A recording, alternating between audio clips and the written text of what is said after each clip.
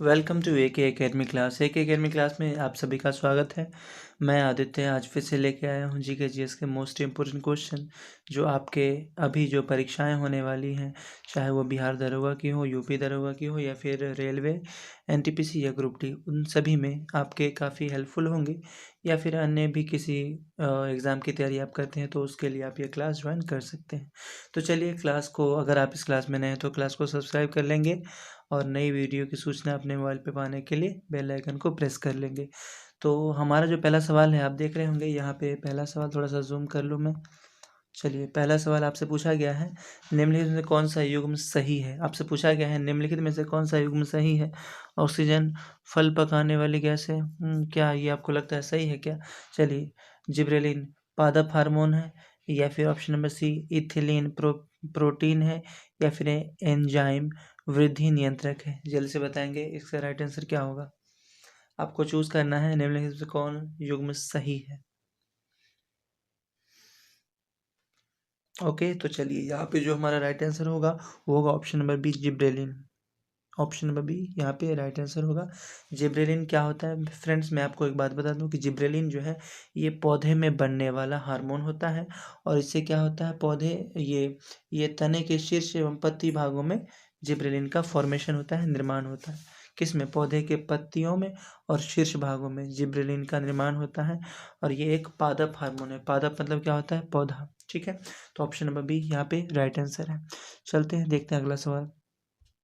अगला सवाल आपके सामने है, निम्नलिखित में से किस में रक्त नहीं होता किंतु श्वसन करता है। तिलचट्टा, केंचुआ, हाइड्रा या फिर कंगारू। जल्द से बताइए इसका राइट आंसर क्या होगा। और फ्रेंड्स, ये बहुत ही इजी सवाल है, जल्द से कीजिए इसका राइट आंसर। आपसे पूछा गया है किस में रक्त नहीं होता।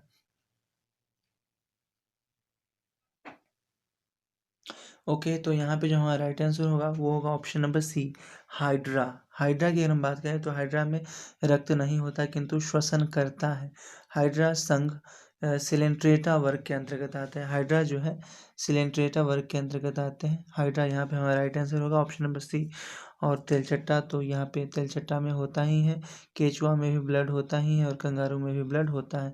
तो यहाँ पे पूछा गया था कि किस में रक्त नहीं होता किंतु श्वसन करता है, तो हाइड्रा यहाँ पे हमारा राइट आंसर होगा ऑप्शन नंबर सी। ठीक है, देखते हैं अगला सवाल।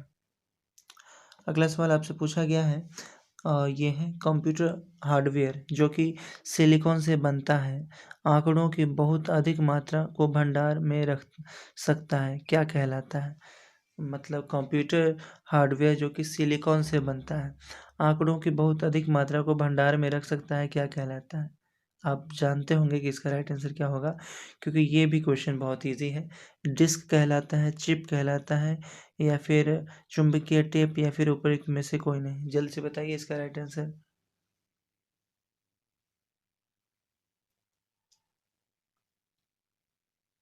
जल्द से बताएंगे फ्रेंड्स, का राइट आंसर क्या होगा।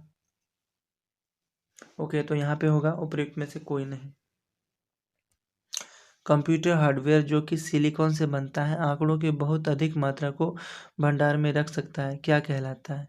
तो वो ना तो वो डिस्क कहलाता है, ना तो चिप कहलाता है, क्योंकि यहाँ पे बहुत बड़े आंकड़ा को स्टोर करने की बात हो रही है। तो कंप्यूटर हार्डवेयर जो कि सिलिकॉन से बनता है, आंकड़ों की बहुत अधिक मात्रा में भंडारण में रख सकता है, उपरोक्त में से कोई नहीं। क्योंकि यहाँ पे बहुत बड़े डेटा को स्टोर करने की बात की गई, तो डेटा बेस का संग्रह है। क्या होता है? कंप्यूटर जो कि बहुत बड़े आंकड़े को डेटा स्टोर कर सकता है, वो क्या कहलाता है? डेटाबेस संग्रह कहलाता है। इंटीग्रेटेड सर्किट चिप पर सिलिकॉन की परत होती है। आप तो सभी जानते हैं कि जो चिप आप देख रहे हैं, इस पे किस चीज़ की परत होती है? सिलिकॉन की परत होती है। और इंटीग्रेटेड सर्किट चिप का विकास जो JS किल्वी ने किया था। ये जो चिप है इंटीग्रेटेड चिप, इसका विकास किसने किया था? जे जे एस किल्वी था शायद, हाँ किल्वी था। जे एस किल्वी ने इंटीग्रेटेड चिप का विकास किया था। किल्वी। ठीक है, ध्यान में रखेंगे। और फिलहाल इस क्वेश्चन का जो राइट आंसर होगा वो होगा ऑप्शन नंबर डी। चलते हैं अगले सवाल पे और देखते हैं अगला सवाल। अगला सवाल आपसे पूछा गया है, एड्स का विषाणु निम्न में से किसकी वृद्धि को प्रभावित करता है। रक्त में टी कोशिकाएं, मस्तिष्क में धूसर कोशिकाएं, या फिर रक्त में लाल को कणिकाएं, या फिर हीमोग्लोबिन। जल्द से बताएंगे एड्स का विषाणु किस वृद्धि को प्रभावित करता है।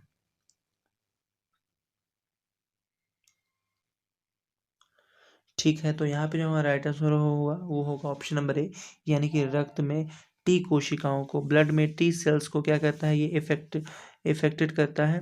और मैं आपको बता दूं कि एड्स की अगर बात हो रही है तो ये एक संक्रामक रोग है। एड्स एक संक्रामक रोग है और ये असुरक्षित यौन संबंध से होता है। ठीक है, और साथ ही आपको ध्यान में रखना है कि 1 नवंबर को, सॉरी 1 नवंबर नहीं, 1 दिसंबर को क्या मनाया जाता है, विश्व एड्स दिवस 1 दिसंबर को मनाया जाता है। ओके, चलते हैं अगले सवाल पे। देखते हैं अगला सवाल। आपको बताना है स्वतः चलित गाड़ियों में लगे हुए ब्रेक में किस प्रकार की व्यवस्था होती है। स्वतः चलित गाड़ियों में लगे हुए ब्रेक में किस प्रकार की व्यवस्था होती है। हाइड्रोलिक्स व्यवस्था, विद्युत चुम्बकीय व्यवस्था, गियर व्यवस्था, या फिर टर्बो व्यवस्था। जल्द से बताएंगे इसका राइट आंसर क्या है।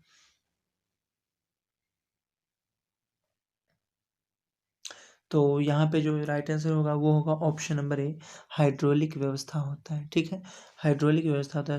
स्वतः चलित गाड़ियों में लगे हुए ब्रेक में हाइड्रोलिक व्यवस्था होता है। हाइड्रोलिक व्यवस्था का प्रयोग यांत्रिक बल या नियंत्रण के लिए किया जाता है, जिसमें पाइप या चैनल के द्वारा द्रव को एक जगह से दूसरी जगह ले जाया जाता है। ठीक है, यानी कि ऑप्शन नंबर ए यहाँ पे राइट आंसर होगा। चलते हैं अगले सवाल पे और देखते हैं अगला सवाल। निम्नलिखित में से किस अर्थशास्त्री ने एक विकासशील देश के लिए रोलिंग योजना की अवधारणा का सर्वप्रथम समर्थन किया था। चलिए से जल्दी से आंसर बताइए कि रोलिंग योजना का समर्थन किसने किया था। ऑप्शन नंबर ए है पॉल ए सैमुअल्स ने, या फिर option number B Gunnar Myrdal ने, या फिर option number C H Lee Bernstein ने, या फिर option number D J K. Mehta. जल्द से बताइए।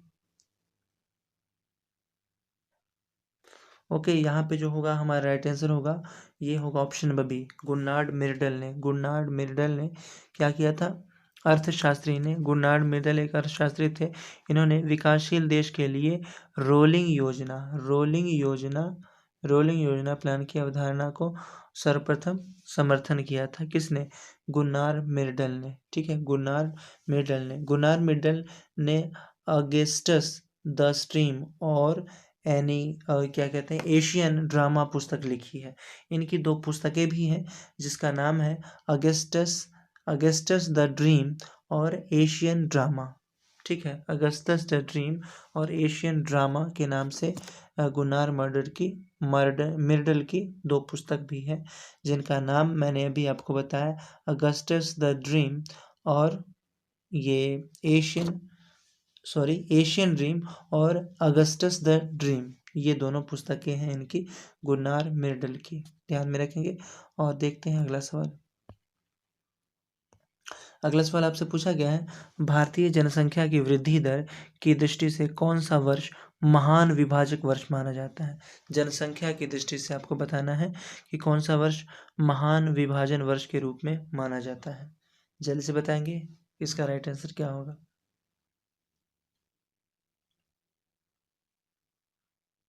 ओके, तो यहाँ पे जो हमारा राइट आंसर होगा वो होगा ऑप्शन नंबर बी, 1921। ध्यान में रखेंगे, जनसंख्या की दृष्टि से वर्ष 1921 महान विभाजक वर्ष के रूप में मनाया जाता है। वर्ष 1921 के बाद भारत की जनसंख्या में लगातार वृद्धि हुई।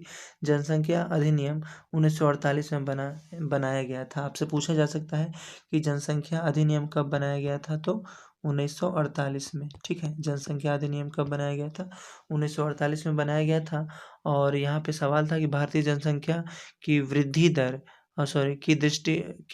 दर की दृष्टि से कौन सा वर्ष महान विभाजन वर्ष कहा जाता है, तो 1921, क्योंकि इसके बाद से क्या हुआ, जनसंख्या में एकाएक वृद्धि आ गई। ठीक है, चलते हैं अगले सवाल पे, देखते हैं अगला सवाल।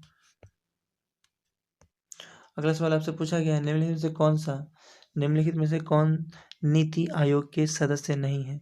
Doctor VK. पॉल, या फिर डॉक्टर विवेक देवराय, या फिर प्रोफेसर रमेश चंद, या फिर प्रोफेसर सुरजीत भल्ला। जल्दी से बताएंगे, निम्न में से कौन नीति आयोग के सदस्य नहीं है?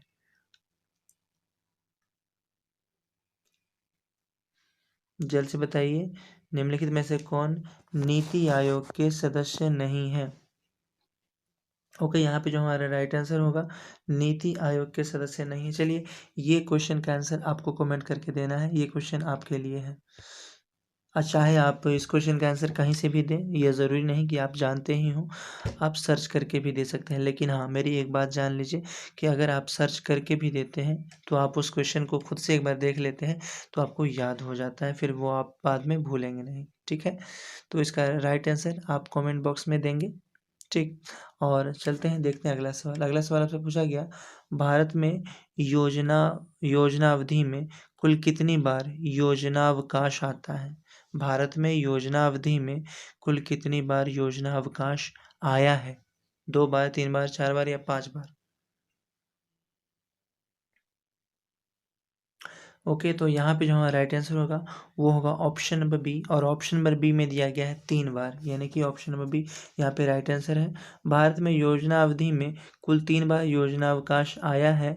तीसरी एवं चतुर्थ योजना के मध्य 3 वर्ष के योजनावकाश 1966-69 रहा, जिसमें औद्योगिक विकास पर विपरीत प्रभाव पड़ा। ठीक है, और इस अवधि में 3 वार्षिक योजनाएं तैयार की गई थी। ओके, तो मेरे ख्याल से ये क्वेश्चन का राइट आंसर हो गया ऑप्शन नंबर बी। चलते हैं अगले सवाल पे और देखते हैं अगला सवाल। अगला सवाल है आपसे, निगम कर यानी कि कॉरपोरेशन टैक्स देय होता है। निगम कर किसको दिया जाता है? कंपनियों के कुल विनियोग पर, किस मतलब निगम कर जो है किसके ऊपर दिया जाता है? कंपनियों के कुल वियोग पर, या फिर कंपनियों के शेयर धारकों की कुल पूंजी पर, या फिर कंपनियों के लाभ पर, या फिर कंपनियों की कुल प्राप्तियों पर? जल्दी से आंसर करेंगे, आपके पास टाइम ज़्यादा है नहीं। निगम कर किसके ऊपर देय होता है? ओके, तो यहाँ पे जो हमारा राइट आंसर होगा वो होगा ऑप्शन नंबर सी, यानी कंपनियों के लाभ पर। ठीक है, निगम कर यानी कि कॉरपोरेशन टैक्स जो होता है कंपनियों के लाभ पर देय होता है, और निगम कर रजिस्टर्ड कंपनियों और निगमों पर आरोपित किया जाता है। वैसी कंपनी जो पहले से रजिस्टर्ड है उन्हीं के ऊपर यह क्या किया जाता है, प्रत्यारोपित किया जाता है या आरोपित किया जाता है कि आपको निगम कर देना है। ठीक है, और चलते हैं अगले सवाल पे, देखते हैं अगला सवाल। अगला सवाल है, अनुच्छेद 370 से संबंधित जम्मू कश्मीर पुनर्गठन बिल 2019 राज्यसभा में कब पारित किया गया? जल्द से बताइए। अनुच्छेद 370 से संबंधित जम्मू कश्मीर पुनर्गठन बिल 2019 राज्यसभा में कब पारित किया गया था? 5 जुलाई, 4 जुलाई, सॉरी 4 अगस्त, या फिर 6 अगस्त, या फिर 5 अगस्त? जल्दी से आंसर करेंगे कि इसका राइट आंसर क्या होगा।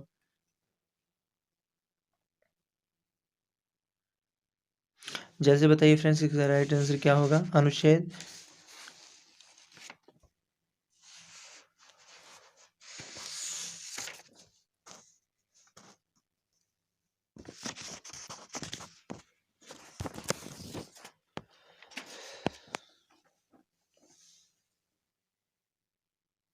तो फ्रेंड्स यहाँ पे जो हमारा राइट आंसर होगा वो होगा 5 अगस्त को, यानी कि ऑप्शन नंबर डी यहाँ पे राइट आंसर है 5 अगस्त, ध्यान में रखेंगे। और चलते हैं अपने अगले सवाल पे। फ्रेंड्स यहाँ पे अगला सवाल आपसे पूछा गया, संयुक्त राष्ट्र की आम सभा का वार्षिक अधिवेशन किस माह के तीसरे मंगलवार से शुरू हुआ? अगस्त, सितंबर, अक्टूबर, या फिर नवंबर? संयुक्त राष्ट्र की आम सभा का वार्षिक अधिवेशन किस माह से तीसरे मंगलवार से शुरू हुआ, सॉरी शुरू होता है? जल्द से करेंगे आंसर।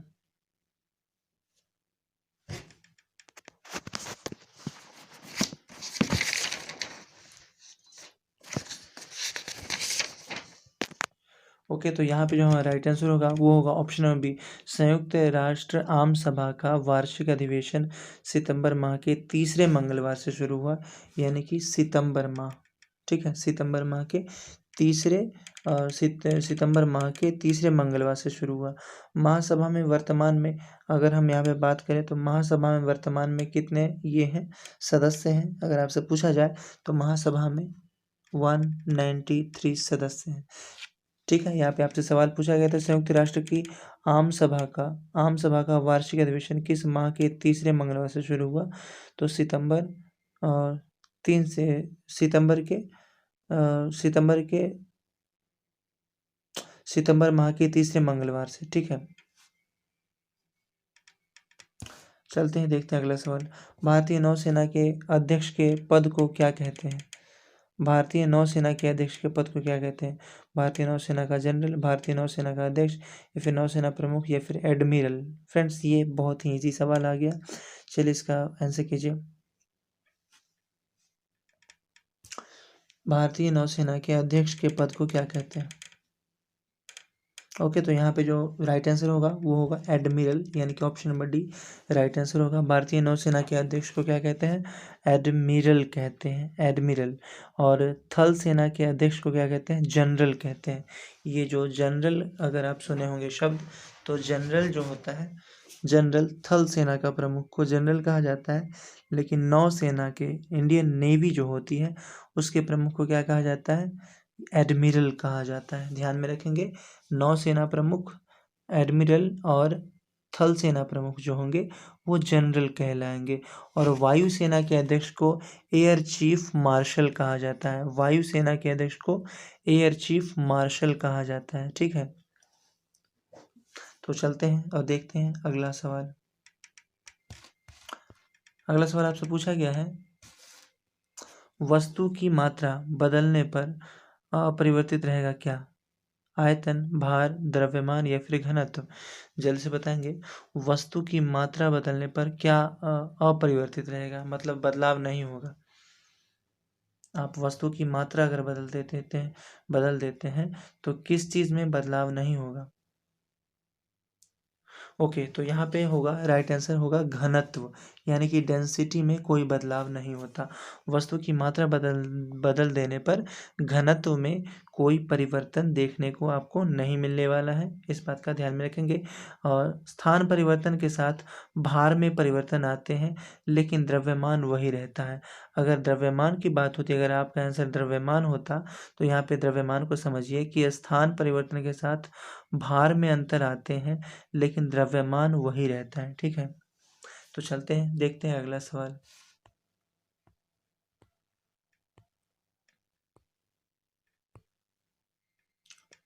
चलिए, आपको बताना है कि भारत में किस स्थान पर स्थित जहांगीर महल को हाल ही में यूनेस्को की विश्व धरोहर की अध्यय सूची में शामिल किया गया है? जहांगीर के महल को। तो यहाँ पे ऑप्शन दिए गए हैं, दिल्ली, मेरठ, आलमगीर, या फिर ओरछा। ओरछा, जल्दी से आंसर कीजिए, इसका राइट आंसर क्या होगा? जल्दी से बताएंगे फ्रेंड्स, का राइट आंसर क्या होगा?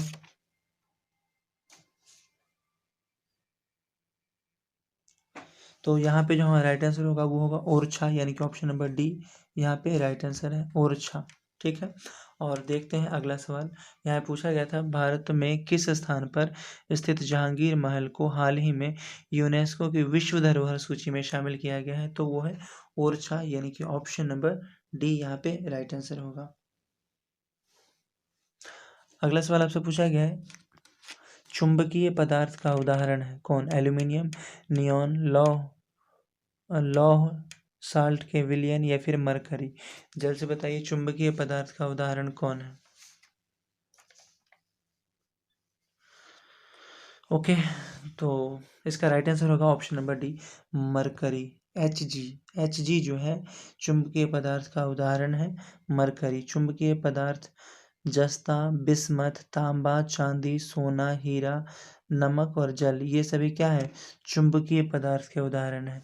यानी कि जस्ता, यानी कि Zn, उसके बाद अगर हम बात करें तो बिस्मथ, यानी कि Bi, और उसके बाद तांबा भी होता है, और उसके बाद फिर लोहा भी है, और दो तीन और हैं। ठीक है, तो ये सभी क्या है? जस्ता, तांबा, बिस्मथ और लोहा, ये सभी क्या है?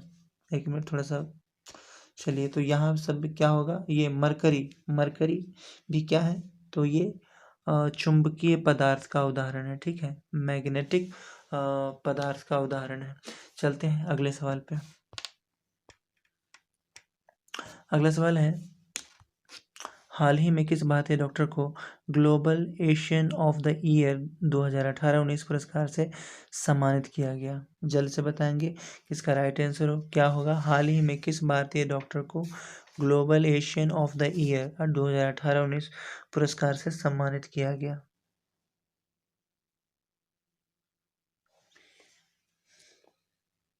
ओके, तो यहाँ पे जो हमारा राइट आंसर होगा वो होगा हेमा दिवाकर। हेमा दिवाकर को क्या किया गया हाल ही में global Asian of the year 2018-19 पुरस्कार से सम्मानित किया गया हेमा दिवाकर को, यानी कि 66 का होगा कितना, option number B, Hema Diwakar, ध्यान में रखेंगे।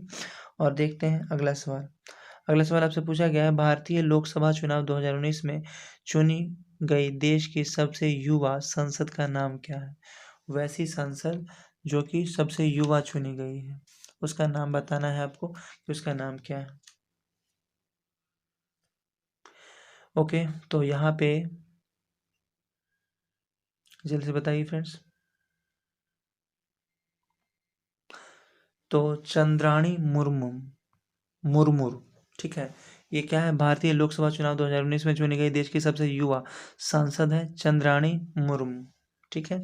और अगला सवाल आपसे पूछा गया है 68, निम्नलिखित में से किस भारतीय शांति सैनिक को मरणोपरांत हैमर सोल्ड मेडल दिया गया? जितेंद्र कुमार, अरुण कुमार, या फिर सचिन बंसल, या विजेंद्र कुमार? जल्द से बताएंगे कि इसका राइट आंसर क्या होगा।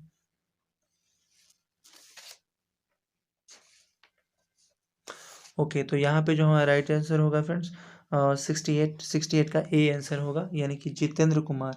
जितेंद्र कुमार जो है भारतीय शांति सैनिक को मरणोपरांत हैमर सोल्ड मेडल दिया गया है जितेंद्र कुमार को। और देखते हैं अगले सवाल पे। अगला सवाल आपसे पूछा गया है, अंतर्राष्ट्रीय जैव विविधता दिवस 2019 का थीम क्या है? हमारी जैव विविधता हमारा खाद्य हमारा स्वास्थ्य, या फिर हमारी जैव विविधता हमारा स्वास्थ्य हमारा भविष्य, या फिर जल और जैव विविधता, या फिर ऑप्शन नंबर डी, निरंतर विकास के लिए जैव विविधता? जल्द से बताएंगे कि इसका राइट आंसर क्या होगा।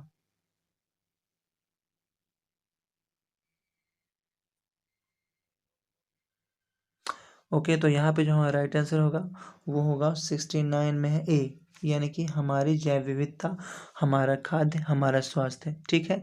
हमारी जैव विविधता हमारा खाद्य हमारा स्वास्थ्य क्या है, अंतरिक्ष जैव विविधता दिवस 2019 का थीम रखा गया था। ऊपर 68 क्वेश्चन हुआ क्या, निम्नलिखित में से किस भारतीय शांति सैनिक को मरणोपरांत हेमरल्ड मेडल प्रदान किया गया था? तो फ्रेंड्स यहाँ पे ध्यान में रखेंगे, यानी कि जितेंद्र कुमार, मैंने ये शायद करवा दिया है, ठीक है। तो जितेंद्र कुमार इसका राइट आंसर होगा, ठीक है। मरणोपरांत वैसे वो सैनिक थे जिनको क्या हैमर सोल्ड मेडल प्रदान किया गया था जितेंद्र कुमार को।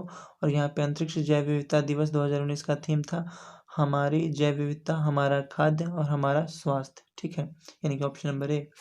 और चलते हैं अगले सवाल पे, देखते हैं अगला सवाल।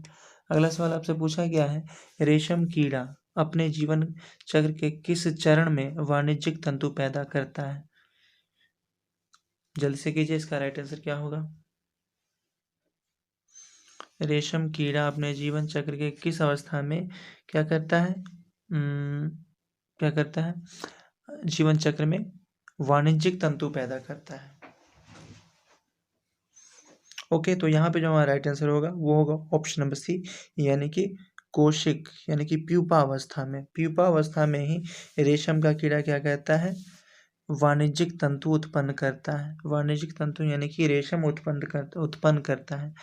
और रेशम का कीड़ा यानी कि सिल्क वर्म कहते हैं इसको अंग्रेजी में बोले तो, रेशम के कीड़े को अपने जीवन चक्र के कोशित अवस्था में यानी प्यूपा चरण में ही वाणिज्यिक तंतु पैदा करता है। सेरीकल्चर में रेशम पालन का अध्ययन किया जाता है। रेशम पालन का अध्ययन क्या कहलाता है, अगर आपसे पूछ दे तो आप कहेंगे सेरीकल्चर, ठीक है, सेरीकल्चर, सेरीकल्चर, ठीक है। चलते हैं अगले सवाल पे, देखते हैं अगला सवाल। अगला सवाल आपसे पूछा गया है, जल के अणुओं के लिए कोशिका भित्तियों का आकर्षण बल क्या कहलाता है? अधिशोषण, ससंजन, परासरण या फिर जीवद्रव्य कुंचन। जल से बताएंगे, जल के अणुओं के लिए कोशिका भित्तियों का आकर्षण बल क्या कहलाता है?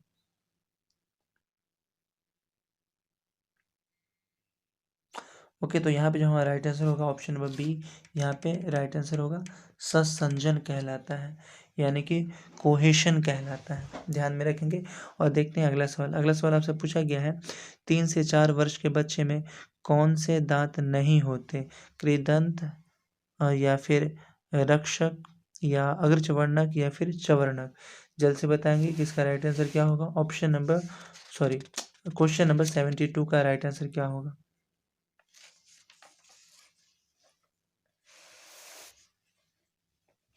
ओके, यहाँ पे जो हमारा राइट आंसर होगा वो होगा ऑप्शन नंबर डी, यानी कि चवर्णक। बच्चे के यानी कि 3 से 4 वर्ष का जो बच्चा होता है उसमें चवर्णक दांत यानी कि मोलर दांत नहीं होते। मनुष्य में दांत 2 बार उगते हैं, एक तो शैशवावस्था में जो कि दूध के दांत कहलाते हैं, और दूसरा जब बच्चा थोड़ा किशोरावस्था में आ जाता है, या फिर यूँ कहें कि बाल्यावस्था के बाद वाला जो दांत आता है वो टिकता है। ठीक है, तो 2 बार बच्चों में दांत आते हैं, एक बार दूध के दांत आते हैं जो कि अस्थायी कहलाते हैं, और दूसरे दांत होते हैं जो स्थायी दांत कहलाते हैं। पूरे जीवन काल में आपसे पूछा जा सकता है कि मनुष्य में कितने दांत आते हैं, तो आप कहेंगे 32 तो टोटल होते हैं। आप सभी जानते हैं कि 32 दांत होते हैं, लेकिन 20 दांत होते हैं जो दूध के दांत होते हैं। तो इन दोनों को हम अगर ऐड कर देंगे तो हो जाएगा 52, और यही 52 दांत जो है मनुष्य के पूरे जीवन काल में आते हैं। ठीक है, तो ध्यान में रखेंगे। फिलहाल इस क्वेश्चन का जो राइट आंसर होगा वो होगा चवर्णक। क्या है, 3 से 4 वर्ष के बच्चों में कौन से दांत नहीं आते? तो चवर्णक, जिसे कि अंग्रेजी में मोलर कहा जाता है। अगले सवाल पे आइए और अगला सवाल का आंसर कीजिए। आपको बताना है, जीवाणु जो दलहनी पौधे की जड़ में निवास करती है कौन है? राइजोबियम, यही तो आंसर है। जल्द से बताएंगे कि इसका राइट आंसर क्या है। चलिए, इसका आंसर मैंने बता तो दिया, 73 राइजोबियम। जीवाणु में दलहनी पौधे की जड़ में क्या पाया जाता है? राइजोबियम पाया जाता है। ठीक है, कुछ जीवाणु ऐसे एजोटोबैक्टर या फिर क्लोस्ट्रीडियम भूमि में नाइट्रोजन स्थिरीकरण करते हैं, इससे भी भूमि की उर्वरा शक्ति बढ़ती है। ओके, तो यहाँ पे राइट आंसर जो होगा वो होगा ऑप्शन नंबर सी। चलते हैं अगले सवाल पे, देखते हैं अगला सवाल। आपको बताना है, किसी जीवधारी द्वारा उत्पन्न एक यौगिक जो दूसरे सूक्ष्म जीवों की वृद्धि को रोकता है क्या कहलाता है? प्रतिरक्षी, प्रतिकंदन या प्रतिजैविक या फिर एंटीसेप्टिक। जल्द से बताएंगे।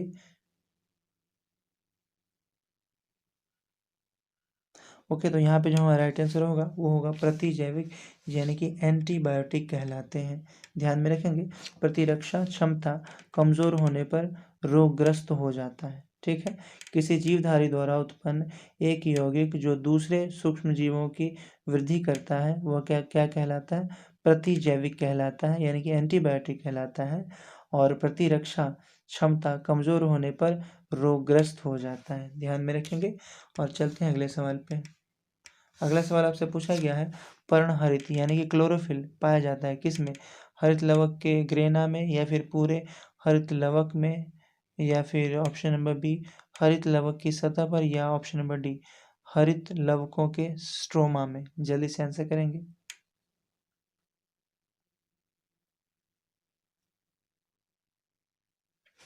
ओके, तो यहाँ पे जो हमारा राइट आंसर होगा वो होगा हरित लवक के ग्रेना में, यानी कि ऑप्शन नंबर ए यहाँ पे राइट आंसर है। क्लोरोफिल पाया जाता है हरित लवक के ग्रेना भाग में। ठीक है, क्लोरोफिल मुख्यतः क्लोरोफिल वर्णक क्लोरोफिल होता क्या है, पहले ये समझे।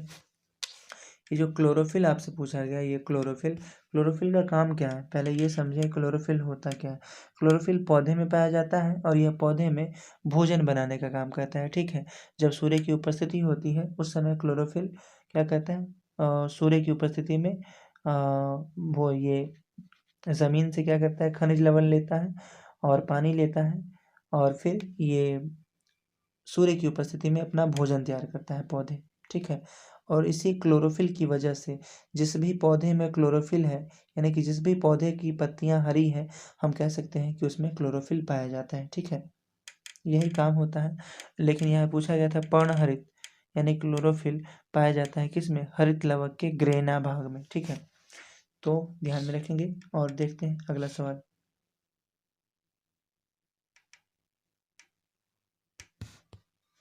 अगला सवाल आपसे पूछा गया है, निम्नलिखित में से किस दिन अंतर्राष्ट्रीय मधुमक्खी दिवस मनाया जाता है। ये तो मुझे नहीं लगता कि आप लोग इसका आंसर आप दे पाएंगे। चलिए फिर से कोशिश कीजिए क्या होता है। अंतर्राष्ट्रीय मधुमक्खी दिवस पूछा गया है, जल्द से बताएंगे कि अंतर्राष्ट्रीय मधुमक्खी दिवस किस तिथि को मनाया जाता है।